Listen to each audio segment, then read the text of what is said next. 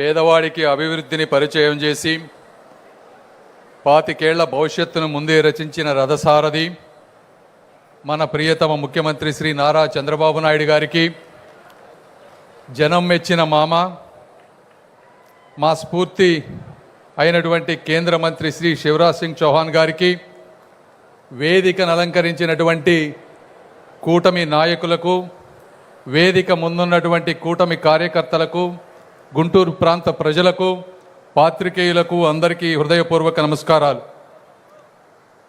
మాటలతో హృదయాలను తాకినటువంటి మహానేత, జాతీయ స్ఫూర్తిని జ్వలింపజేసి దేశానికి దిశానిర్దేశం చేసినటువంటి తత్వవేత్త, భారతరత్న అయినటువంటి శ్రీ అటల్ బిహారీ వాజ్పేయి గారిని స్మరించుకునే అవకాశం ఒక గర్వంగాను, గౌరవంగాను, అమరావతికి శుభసూచకంగాను భావిస్తున్నాను.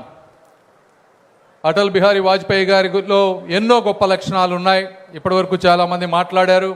అయితే నేను మూడు విషయాలు మాట్లాడదలుచుకున్నాను. మొదటిది కార్యదక్షత.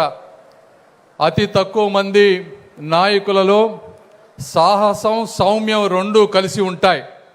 అంటే సాహసం చేయాల్సిన వచ్చినప్పుడు ఎమర్జెన్సీ సమయంలో 19 నెలలు జైల్లో గడపటం కానీ, పోఖ్రాన్ ద్వారా ప్రపంచ దేశాలు ఒత్తిడి తీసుకువచ్చినా కూడా మన సామర్థ్యాన్ని ప్రపంచానికి తెలియజేయటంలో కానీ, కార్గిల్ యుద్ధ సమయంలో సైనికులతోటి అండగా ఉండి, అదేవిధంగా లైన్ ఆఫ్ కంట్రోల్ని దాటకుండా ప్రపంచ దేశాలను మెప్పించి యుద్ధం చేసిన విధానం కానీ, అంతర్జాతీయ దౌత్యంలో వాస్తవికతను, శాంతిని కలిపి భారత్ పాకిస్తాన్ సంబంధాలపై ఆయన చూపించినటువంటి దౌత్య దృక్పథం కానీ, అంటే వారు చెప్పినటువంటి విధానాలు, కొన్ని మాటలు స్నేహితులను మార్చుకోగలం కానీ పొరుగు దేశాలను మార్చుకోలేనని చెప్పిన విధానం కానీ, క్రికెటర్సు ఆ ప్రాంతానికి వెళ్ళి ఆడినప్పుడు కేవలం ఆటనే కాదు, వారి మనసులను కూడా గెలుచుకు రండి అని చెప్పినటువంటి విధానం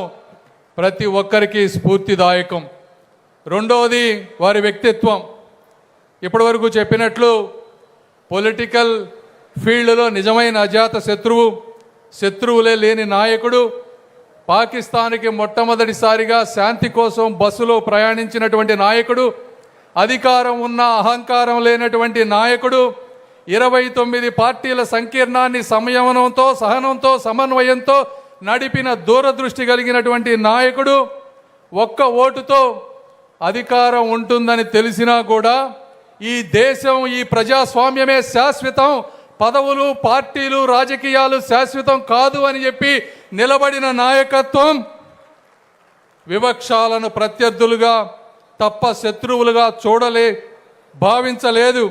ఎందుకంటే ఆయన మాటల్లో దేశభక్తి ఉంటుంది కానీ ద్వేషం ఉండదు. అది కూడా మా అందరికీ స్ఫూర్తి. మూడో విషయం తీసుకొస్తే నాయకత్వం, పరిపాలన. మీరు ఈరోజు చూస్తున్నట్టు, ఇప్పటివరకు చెప్పినట్టు మోదీ గారు కానీ, ఇప్పుడు గవర్నమెంట్స్ కానీ ఫాలో అవుతున్నటువంటి ఎన్నో కార్యక్రమాలకు వారు పునాది వేశారు. గోల్డెన్ క్వాడ్రిలేటరల్ ప్రాజెక్ట్ కానీ, ప్రధానమంత్రి గ్రామ్ సడక్ యోజన ద్వారా ప్రతి గ్రామంలో రోడ్లు వేసే విధానం కానీ, సర్వశిక్ష అభియాన్ ద్వారా ప్రతి వ్యక్తికి, చిన్నపిల్లవాడికి విద్యని కంపల్సరీ చేసే విధానం కానీ, ఇవన్నీ వారు తీసుకొచ్చారు. ఈ సందర్భంగా వారి పరిపాలన దక్షతకు ఇంకో విషయం కూడా మాట్లాడుకోవాలి. వారు ఆ రోజుల్లో ప్రధానమంత్రిగా ఉన్నప్పటికీ కూడా దేశంలో తెలివైన వారు ఎవరున్నారు, ఈ సమాజం పట్ల ముందు చూపుతో ఎవరున్నారని గ్రహించినప్పుడు ఆ రోజు వారికి కనపడినటువంటి వ్యక్తి గౌరవ ముఖ్యమంత్రి నారా చంద్రబాబు నాయుడు గారు. దేశంలో డబ్బు లేకపోతే పీపీపీ విధానంలో రోడ్లు వేయవచ్చు అని చెప్పినటువంటి సలహా కూడా ఆ రోజు గౌరవ ముఖ్యమంత్రి చంద్రబాబు నాయుడు గారిదే.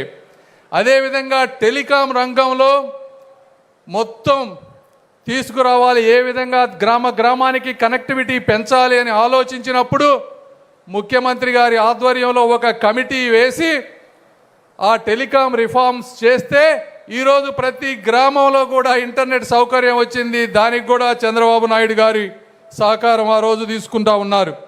వీటన్నిటికంటే ముఖ్యంగా రాష్ట్రపతిని సెలెక్ట్ చేసేటప్పుడు గౌరవ ముఖ్యమంత్రి గారికి ఒక పేరు చెప్పారు, అయితే చంద్రబాబు నాయుడు గారు అబ్దుల్ కలాం గారి పేరు మీరు ఒకసారి ఆలోచించండి అని చెప్పిన వెంటనే ఇది కరెక్ట్ డెసిషన్ అని చెప్పి వ్యక్తిని మార్చి ఈరోజు ఒక వ్యవస్థకి గౌరవాన్ని తీసుకొచ్చినటువంటి నాయకత్వ లక్షణాలు ఉన్నటువంటి వ్యక్తి వాజ్పేయి గారు. అంటే కోఆపరేటివ్ సహకార ఫెడరలిజంలో మనకంటే తెలివైన వారు, మనకంటే గొప్పవారు ఎవరైనా ఉంటే వారి సలహాలు తీసుకొని సమాజాన్ని ముందుకు తీసుకు వెళ్ళగలిగిన వ్యక్తే నిజమైన నాయకుడు. అలాంటి వ్యక్తి వాజ్పేయి గారు అని మీ అందరికీ నేను తెలియజేస్తా ఉన్నా. ఈ విధంగా ఆఖరిగా వాజ్పేయి గారు మన దేశ సంస్కృతికి సంస్కారానికి ఒక చెరుగని చిరునామా.